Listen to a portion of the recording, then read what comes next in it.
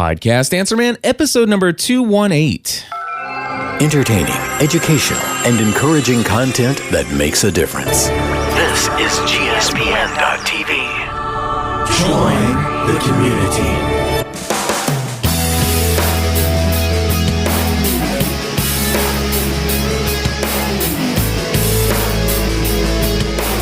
Hello, everybody, and welcome back to another episode of the Podcast Answer Man. My name is Cliff Ravenscraft, and this is the podcast about podcasting, helping you take your show to the next level. It doesn't matter if you're a brand new podcaster, if you've been podcasting for many years, or if you have not yet recorded that first episode. What are you waiting for? It doesn't matter who you are. There's something we can all do to take our show to the next level.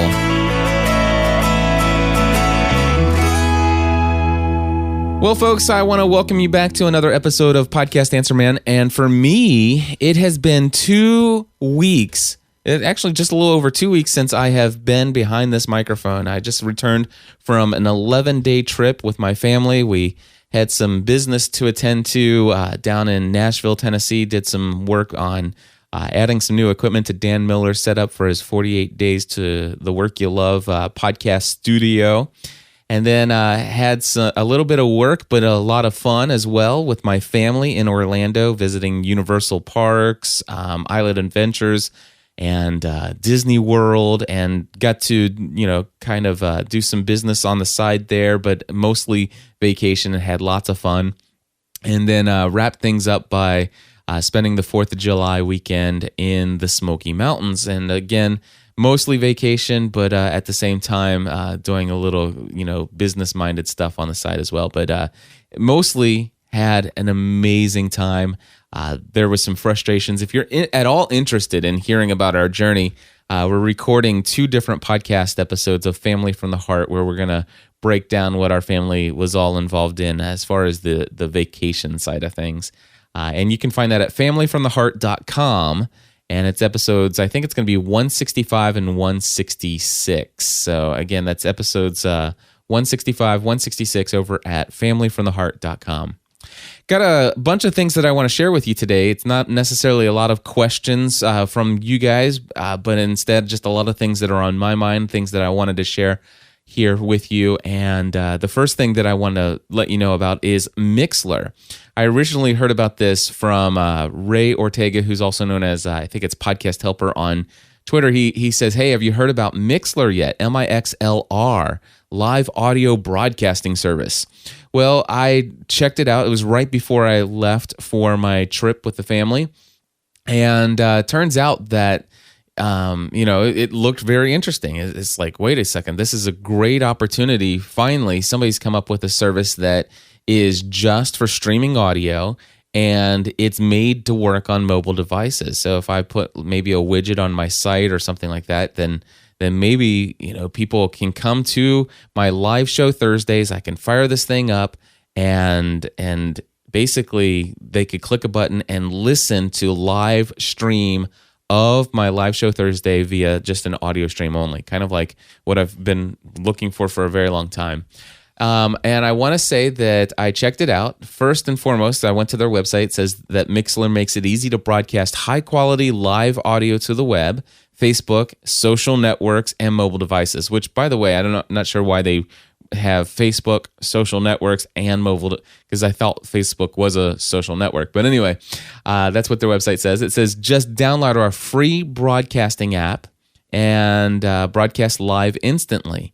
Mixlr is perfect for bands, live acts, DJs, conference organizers, journalists, podcasters, and many more besides.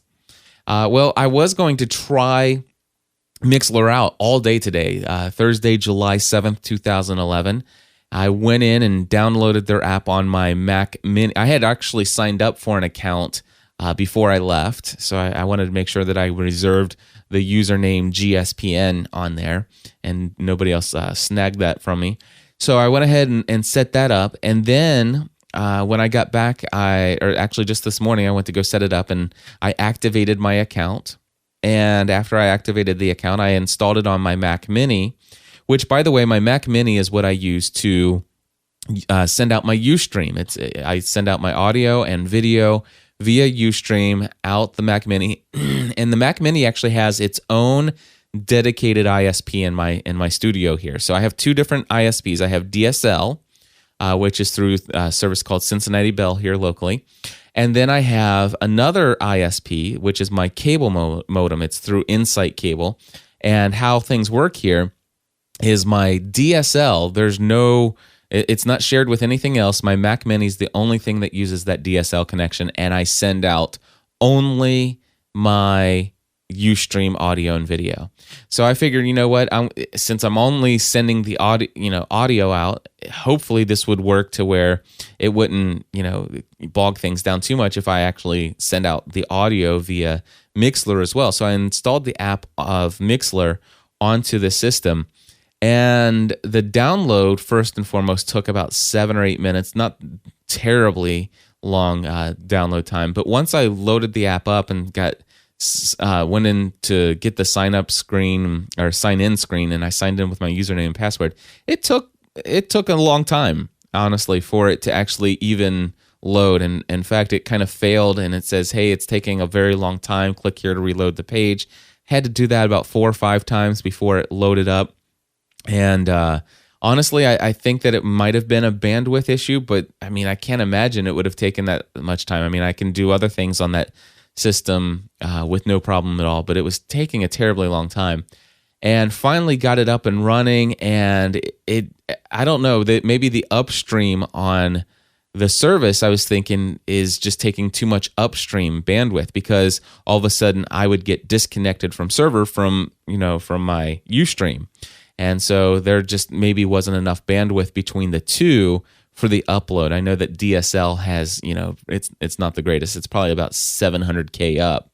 But still, I would think that, between the two services, it would be fine. Well, anyway, I decided to give up on Mixlr on the Ustream, which would be the only way that would really make sense for me. I almost would want a dedicated system to send out, the audio, or dedicated alongside the other machine that's dedicated for sending stuff out. So then the next thing that I went to do is I went ahead and downloaded Mixlr app on my iMac, which is hooked up to my cable modem. Now, the download happened in about 3 minutes instead of 7 or 8 minutes. So obviously, there's something to be said for the bandwidth on the Mac Mini and the DSL. So the cable modem access went much faster. I went in and installed the app, loaded it up, and surprisingly, after I put my username and password credentials in there, it still took a long time to actually connect. And when I say a long time, I'm talking it took about 20, 30 seconds to load up and get a verified connection to their server, which in my mind just seemed awful long, and especially for just to have a blank screen that just shows like a progress bar. And the progress bar doesn't even show you a percentage sign. So if you look down and then look up, it may have creeped over a little bit more, but doesn't necessarily tell you that, you don't see the percentage. So you don't know if it actually went up or not if you blink your eye. So folks over there at Mixlr, if you're listening to this, that's one thing I would recommend is your progress bar. If it's going to take a while to load, then give us some percentage signs there. That'd be very helpful. So the next thing I did is I went ahead and finally got logged in. You'll have to configure your audio output, what source your audio is, the broadcast audio is going to come from. And so I changed it to my line-in port in the back, and everything was fine. Before I did all of this, by the way, I did go into my account and I made a widget for my website. You can choose the size, the width of the widget, which is pretty cool. And you can choose whether or not it will automatically play, load when people load the page, if it will automatically play when people load the page, or if they have to click the play button. Of course, since I have an automatic player with Ustream, then I went ahead and went ahead and just told it, say, hey, I want people to have to click on this if they want to choose this audio only option. And so I went ahead and clicked on that. And what happened was I had been playing around, and finally I was able to get the audio player to work and the page was already loaded. And for some reason, even though I had not been broadcasting before, and I felt like I had refreshed the page, but I could be wrong, it just auto played. It just started playing audio out of the player. The audio, however, and this is their thing. They say that it's high quality audio, but I want to say that the audio quality it sounded, instead of, like, for example, having a good Fraunhofer encoded MP3 file at 128 kilobits per second, which is what this Podcast Answer Man episode is, it sounded more like a lame encoder that would be compressed all the way down to, like, say, stereo 64 kilobits per second, which is very, very washed out, overly compressed sound. So I was not pleased with the sound, and that's consistent with what I heard when I actually first heard about the service, because I went to the Mixlr site and I saw that people were broadcasting live, and I clicked play, and I heard the same sort of audio quality there as well. And so they say that it's broadcast high quality live audio to the web, but honestly, I think it's pretty low quality. If you listen to internet radio station, it's like listening to 36 kilobit stream versus listening to a 228 kilobit stream or whatever. I mean, it's that kind of difference.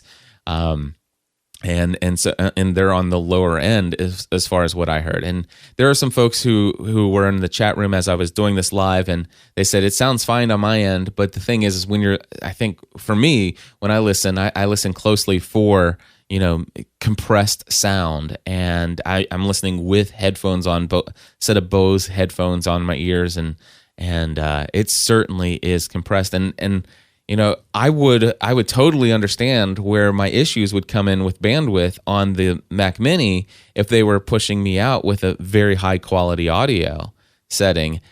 But I don't understand why I was having the bandwidth issues that I was having on the Mac Mini on the DSL machine, knowing that the stream is actually so compressed coming out of my end. Or maybe they are getting a high quality on my end, but they're compressing it to save bandwidth on the broadcast end.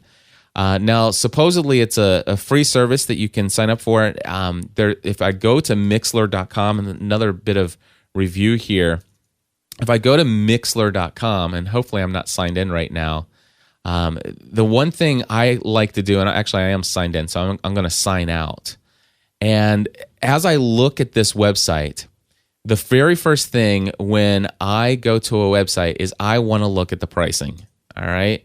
And if I look at the top here, it says Mixlr, it says sign in, it says join, it says audio broadcasting redefined. It's got a ton of stuff with logo and imagery, and it says unlimited high quality live broadcasting, and it's free for everybody, all right? With no link at all when it says free. It just says broadcast live for free. And so that takes you to mixlr.com/go, which is where you go to sign up. And I'm like, okay, I don't want to do that yet. So high quality live audio, and it says CD quality audio broadcasting worldwide. And it says here, and this is what I love. It says over the web via the iPhone, the iPad, Android, and other mobile devices. Now, the thing is I find the mobile devices to be the real appeal here, and also the audio only via the web, because I have a lot of friends down in Australia who have very big bandwidth or very small, limited bandwidth that they deal with. They are capped on the amount of bandwidth that they can download on a monthly basis with most of their services. And so to have Ustream, it's not necessary that they have the video, and they would love to get just audio streamed only of our live shows. So this is where it came down. But what I heard was not CD quality audio. It just was not. And matter of fact, there are some other things that are on air right now. And let's see here. Here's somebody who started broadcasting. It's Groover in the House, and he started broadcasting 18 minutes ago. And I wonder if I can go to Groover in the House and pull it up and see if we can get a sample of the audio right here. Mixlr.com worldwide. Send it out to Danielle. All right, well, I'll tell you what, that's Groover in the house, and he obviously has CD quality audio there. He likes to pause his music and talk over it there. Hold tight, Callie. Locked in, locked on. All right, so that actually sounds really good. I'm going to see if I can get somebody else in here who maybe is, let's see here. See if I can get somebody that gives you an idea of what I was sounding like. And I think maybe there's a premium version that might give you the higher quality. So let's see what this sounds like here. What's going on? And that way, sometimes our calendar isn't like, because Google Calendar, like you can change specific dates, but it kind of messes up like our flow of things. Okay, so that actually sounds really good as well. So I'm not sure why I had an overly compressed sound on what I was working with, but here's the thing. I'm going back to Mixlr now to finish this, because this is where I was going with my review here, is that there is nothing on here as pricing. It shows you recent broadcasts, popular broadcast, all of that stuff. And then down at the bottom there, there it is. Way down at the bottom, price plans. This is what I was looking for. And I didn't see it the first time, but I am seeing it now. So here, this is, we found it. If you go to Mixlr, mixlr.com/price plans, there you see it. Basic, which is the free, its audio quality is high, and export is disabled, which basically it does give you the ability, it will record your audio and save it. And then, of course, if you're a premium subscriber to their service, then it allows you to export that audio. Now, they do have a premium service, and that's where you get the audio quality, the CD audio quality. And it's $4.99 or £4.99 or whatever. And that's the other thing, or euros. I don't even know if that might even be euros. But here's the situation. I have no idea how much is that in US dollars. So I would love to know exactly what this is going to cost in US dollars. And audio quality. So I totally agree, just from the other services that I just streams that I just listened to. Audio quality is amazing as long as you have their premium plan. And I don't know if it's close to $4.99 a month. It might be worth it. The only thing is I was also having some technical difficulties today when I actually was broadcasting live. I noticed that even though I was broadcasting live, the embedded widget was not playing audio. And somebody in the chat room is saying that it's $7.11 monthly is what it works out to be, which is not bad, and it may be worth it. Personally, I decided I'm not going to play with it any further today. I with the technical difficulties that I have, the fact that I couldn't run it alongside Ustream on DSL on my Mac Mini, that kind of just took away the idea. It was kicking me off my Ustream server, so I didn't like that, and I really don't like the idea of running it off of my main iMac here while I'm working throughout the day. Although I will say I am somewhat interested in this service. I think that we do need an audio-only streamer that's made for just streaming audio. I will say that while I had the stream up, for those of us who use the Mac, you know what growl notifications are. And as you're going, people have the ability to leave a comment as you're broadcasting live, and it pulls up as a growl notification. And I kind of like that, although I wonder if that could be turned off if you were wanting people to instead make sure that if you had your own chat room, that you could make people go through the chat room. Anyway, brand new service that I've just been made aware of, and what you have just heard are all my very, very initial reactions. And I'm talking about fresh, hot off the press initial reactions. But judging by the fact that I just heard some really high quality CD quality audio, I think it might be worth $7.11 per month to have a service that would allow you to embed that on your site. I'll hopefully have an opportunity to play around with this more over the next month or so. And as I do, if I get some more chance to work with it, then I'll let you know. Anyway, speaking of live show formats and stuff like that, I want to let you know that I am up in the air once again about Podcast Answer Man being on my live show Thursday schedule. And I can only imagine what the chat room's going to say about this one. But anyway, doing Podcast Answer Man, this is the one show that I have that has been on the live show schedule. It's been taken off the live show schedule. It's been on and off again. And I am thinking about the pros and cons of pulling it off of the live show again schedule, so that I'm not recording this on Thursdays at 8:30 in the morning. And yep, there it goes. There, I see the boo, and I'm sure that some other folks are going to say some other things. So I'm going to go ahead and start with. There's really only two cons that I know of for pulling the live show off. Number one, many people do enjoy listening to Pam live on Thursdays, which Pam is Podcast Answer Man. So there are a number of people who enjoy coming on Thursdays. They're here in the live chat. 8:30 in the morning, and they're ready to go, and they want to hear Podcast Answer Man.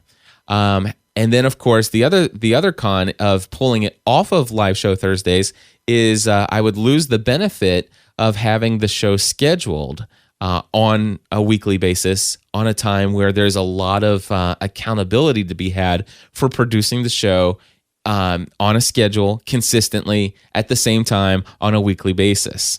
And because, and many times, here's the problem though, is that, it is on the schedule for 8:30 in the morning. It's the first thing I do in the morning. And sometimes on Wednesday night, I'm up later than I want to be, and I don't get as early as a start as I like. And oftentimes this show kind of gets rushed. And it's like I've got a deadline to meet. I have to hit record at 8:30, and I very rarely hit record at 8:30. And sometimes I feel like, well, if I don't hit record now, I'll never make it in time to end this show for the next show, which is Social Media Serenity. And I'm always pushing that show late. Matter of fact, we've already moved that show to a new start time of 9:45, which is pushing it back for 15 minutes. And here it is 9:27, and I'm not quite going to make it by 9:45. And that's not fair to my co-host, and it's definitely, I don't think it's fair to my overall audience to give them a show that's rushed and that is not well thought out, and sometimes I ramble if I don't prepare enough ahead of time. So what are the pros of me moving this off of the live show Thursday? Number one, you get a more polished show. Better show preparation, a more clarity of mind of what I'm going to share, what I'm going to say, how I'm going to say it before I even hit the record button. And so let's say if I put this on my schedule to record, let's say Wednesday evening, then or even Monday evening, then I can actually say, hey, I want to put this episode out, and I'm going to put it on my schedule. But if it's scheduled for 7 p.m. or whatever time I schedule it for, if I don't hit the record button until 9 p.m., it's not a big deal. So you'd get a more polished show because I am going to be better prepared, and you won't have to listen to me ramble because I'm kind of just making things up as I go along as far as what it is I want to share and what I want to say. I would have thought it out a little bit better and basically been quite a bit more respectful of your time for listening to me. The ability to record in segments without the pressure of a live audience. For example, I've done this several times in the past where I'll hit record and I'll record the first segment, and then the next segment, all of a sudden it's like, oh, that would be great for me to add in right here. And then I can hit pause and then go and research some things that I want to share, write that into my show notes as I'm typing, which, by the way, better show notes for each episode is not. This is something to not be overlooked, and you should not underestimate the power of your show notes. And I really desire for Podcast Answer Man. I mean, all my other shows, they all get rushed show notes. And Podcast Answer Man, even though they've been, very what I consider to be somewhat thorough the past several episodes, even those have been rushed, and it takes me forever because I have to end the show, and then I want to get those show notes out so that my assistant can post this episode, and I have to do that in between shows throughout the day on Thursday. And so I feel rushed, and I love this idea of recording segments without pressure of the live audience. And so I can actually, if I hit pause and I spend 20 minutes researching Mixlr, for example, instead of making you sit there while I was figuring things out, I could have actually spent 20 minutes researching Mixlr, and instead of making you listen to me research Mixlr for 9 minutes. So in my opinion, that's a huge pro. And then of course, the other thing is that I don't always interact and engage with people during the live show for Podcast Answer Man in the chat room. Like, for example, I know that they're saying things in the chat room. Like, for example, David Dill's in there saying, plus there's no, distractions for you. And to be honest with you, there are times when things are said in the chat room that are very distracting to me, especially on Podcast Answer Man, because sometimes I get in here and I share some very strong opinions one way or another, and oftentimes people may not agree with me, and boom, it's like, wow, I cannot believe that person just said that. And then all of a sudden I'm thinking about what they're saying, but I'm trying to speak to you here in the podcast. So I would not be surprised if Podcast Answer Man was not scheduled actually it's currently not scheduled for next Thursday at 8:30 a.m. Now the thing is I still want to start my live show Thursday broadcast at 8:30 a.m. But here's the situation. Right now, there's not going to be, if I pull Podcast Answer Man off the live show schedule, there's not going to be a show listed there. I think that's okay. And matter of fact, I may actually, I'm thinking right now, and see, these are things that I could have just shared with you what I've decided instead of thinking it out loud. And you know what? I recognize there are some of you who like this. And just thinking of things as I go along and hearing the thought process and how I'm thinking through things. And that can still happen in a show where I'm recording, in a non-live format, and then chances are actually it's going to happen. But anyway, what I'll do is I'll go to my live show schedule and I'll put show prep as a live event on there. So at 8:30, people can come and hear me, scheduling out, or looking for all the things that I plan to share in the various podcasts throughout the day. So so basically live podcast, live format for Podcast Answer Man, I'm pulling it back off, and I'm not sure yet when it's going to get scheduled, if it's going to be a Wednesday night, if I'm going to move it way back to Monday night again. But anyway, I just want to say that it is going to be pulled off of the live show schedule, and if you're wondering why, those are the reasons. All right.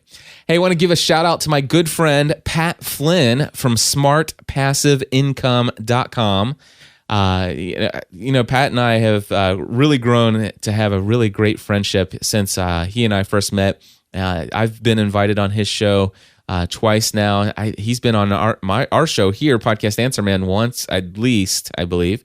And we did a joint venture project together, which is where we did passive income strategies for podcasters, which, by the way, I'm very excited to say that I am going to be on Pat Flynn's income report for July 2011, which will come. I mean, he'll process that in August. He'll talk about all the money that he made in July. He posts his income reports, and I'll be a little tiny blip on the scale there, but I'm happy to say that while I did my summer sale while I was away, I sold several of the passive income strategies for podcasters video tutorial, and that's something that Pat Flynn gets 50% of that profit on those sales. So very eager to send that over to him.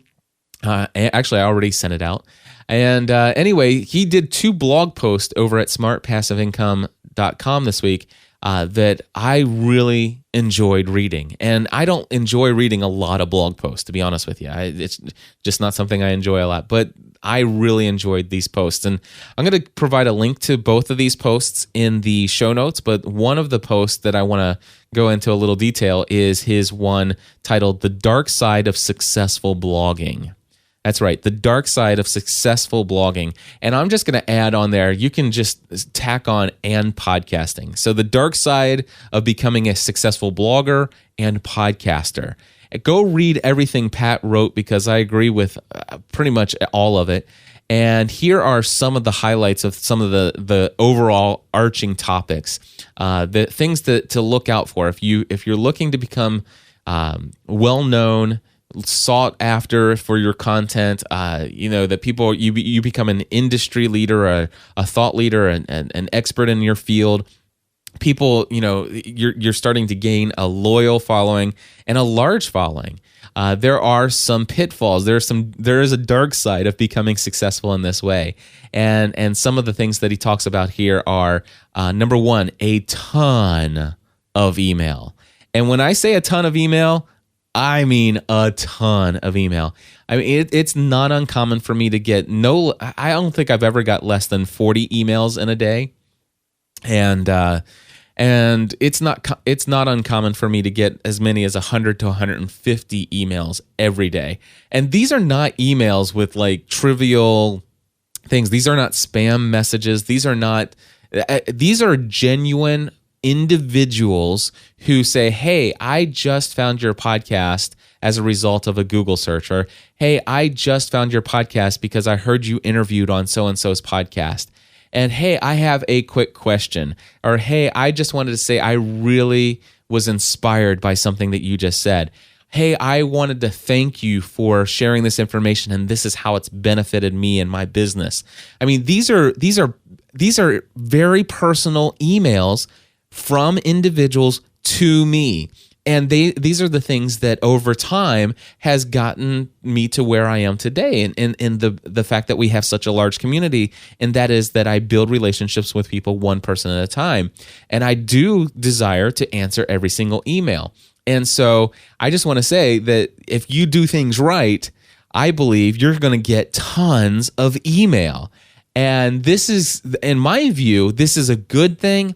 But at the same time, as a husband and as a father, as somebody who is a full-time podcast producer and also consultant and coach, running a business, trying to figure out how everything works in this business world, marketing and strategizing and delegating to your assistant if you've learned how to delegate, all of the different things that are going on. There's so much to do.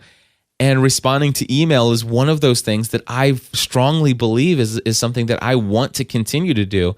And I just want to say that one of the dark sides is that you get a ton of email, and oftentimes it can be distracting to some of the other priorities in life. And I'll honestly share with you that as a husband and a father, I just got back from an 11-day trip and had the most amazing time with my family. I cannot even begin to tell you the awesome time that I had with my family. And as I came back, after 11 days, you can only imagine how much email that I've had. And I'm sitting there working and I'm working and I'm working.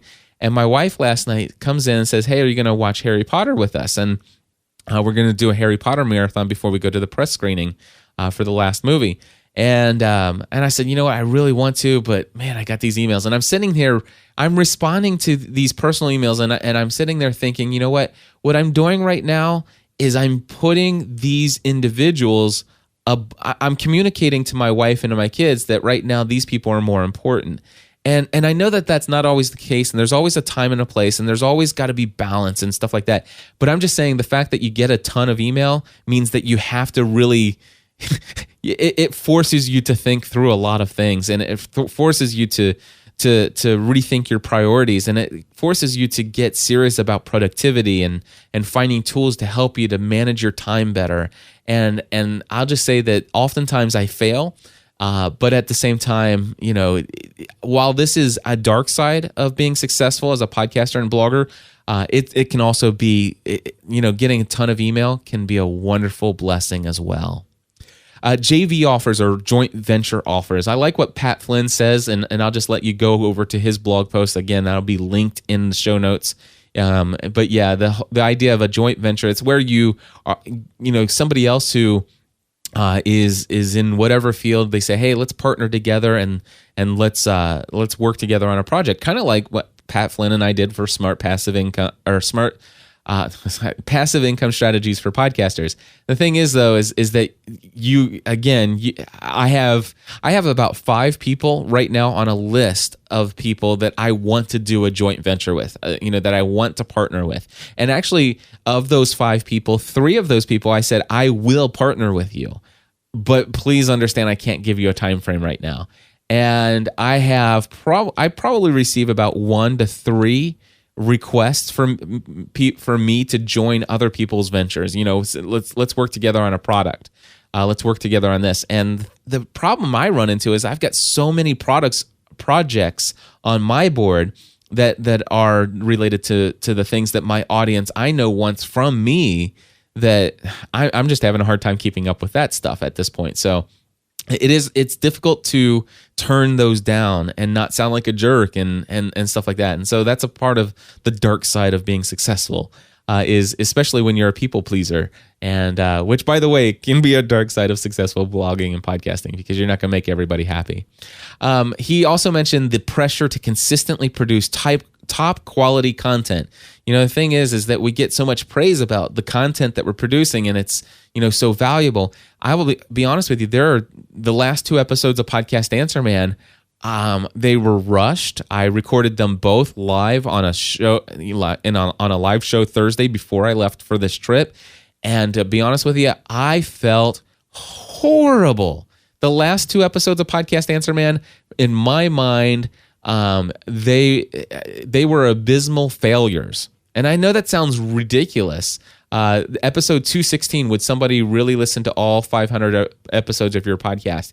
And to be honest with you, all I can think about there is how somebody in the chat room that day told me how it sounded like I was just going on and on about how great I am and stuff like that. It's like, whatever. I was really honestly saying some things that I believe and stuff like that. But even though a majority of the people probably loved that episode and got a lot of value out of it, for me, it wasn't the same kind of quality that I look to provide on a weekly basis. And so I didn't feel like it was the quality. And 217 was totally rushed. And so there's a lot of pressure. And I feel like if I don't hit a 10 out of 10 every single, and I'm not talking about on just this podcast, but a lot of podcasts that I produce, 7 to 15 episodes a week, I feel like I feel the constant pressure to consistently produce 10 out of 10 quality episodes a week, that the quality level has to be at the top. And I know that that's not the expectation of our audience for the most part. Although there is a small percentage of people who do expect that, and I personally feel the pressure to do it, not because of those people, but just the fact that it's about the responsibility. And then of course there's also the responsibility of what you share with folks, and Pat just did a great job of talking about that in his blog post. I'll let you read that. And it's about being responsible with the products and services that you choose to recommend. Copycats and stealers. Now Pat's got a great section on that as well. I encourage you to read. I certainly deal with copycats, and it's been a little bit frustrating for me at times. Mostly when it just comes with some ways that they promote things in certain areas that I've created as far as online forums. But I really, he has a point in there about when somebody copies something that you're doing, it's almost it's the sincerest form of flattery or something like that. And I get that, and it does inspire me to know that people, that I must be doing something right if people want to copy what I'm doing. And I'm not really bothered by people who copy. It's just people who want to copy and do the same things and then market what they're doing to the people that I've spent such a hard time marketing to. And that is something that is a little bit of a darker side. I don't share it a whole lot because I think a lot of people feel that, that I've become egotistical and controlling and all of that other stuff. And so be it. I am very protective of my brand and my marketing efforts and stuff. So I certainly deal with that. And yeah. And then, of course, there are trolls out there on the internet. If you don't know what a troll is, Pat wrote, he says, on the internet, there are trolls are people who leave inflammatory or off-topic comments just to provoke some sort of emotional response. And I certainly have had that happen. I have had experience with about at least 5 or 6, troll to every single letter of the definition. And I've learned to kind of ignore trolls for the most part. However, trolls are different from the other people who basically, and this is another aspect that Pat talked about, the microscope effect, which the microscope effect is simply this, he said, the more influential and popular you become, the more people will analyze you. When you start to see success, people are quick to watch every move that you make and analyze everything you say.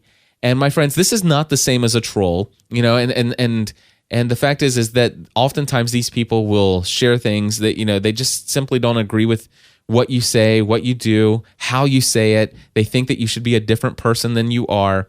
And that is not a troll. That's somebody who basically has a different view of outlook on a whole lot of different things. And Seth Godin did a great post on this a long time ago, something about, it's not personal, or is it? And the fact is that oftentimes when people are pointing things out that they don't like about you, it's most of the time it has nothing to do with you, and it's most everything to do with them.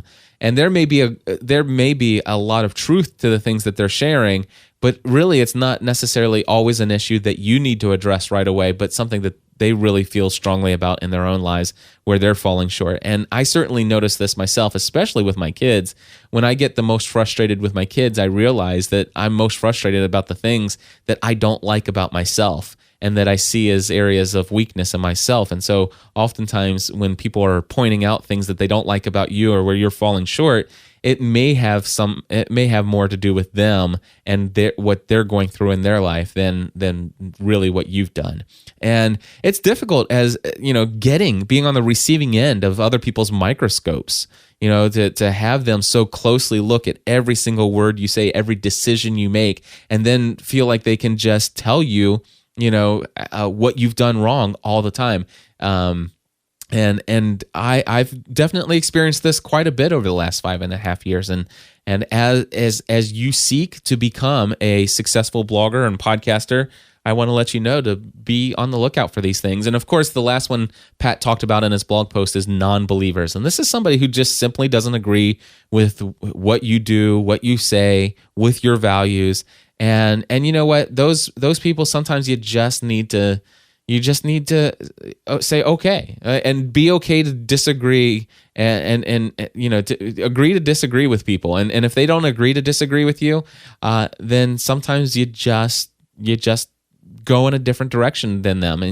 And maybe you do unfollow them on Twitter. Maybe you do disconnect them from Skype, and maybe you do disconnect them from your Facebook account. And maybe you do kind of just, maybe you respond to an email right away. Maybe you don't. Maybe you, if all of a sudden that person gets to the point where they cross the line and they become a troll, then maybe you do set up a filter in your Gmail to anytime an email comes in from that person, you never see it. It immediately, it's as if though that never existed. And there have been 3 people in the last 5.5 years that as far as I'm concerned, they probably email me every single week to tell me how horrible I am. And Gmail immediately sees that it's a message from them, and it skips the inbox and deletes it immediately. And I mean, it not even sends it to trash. It's like boom, gone.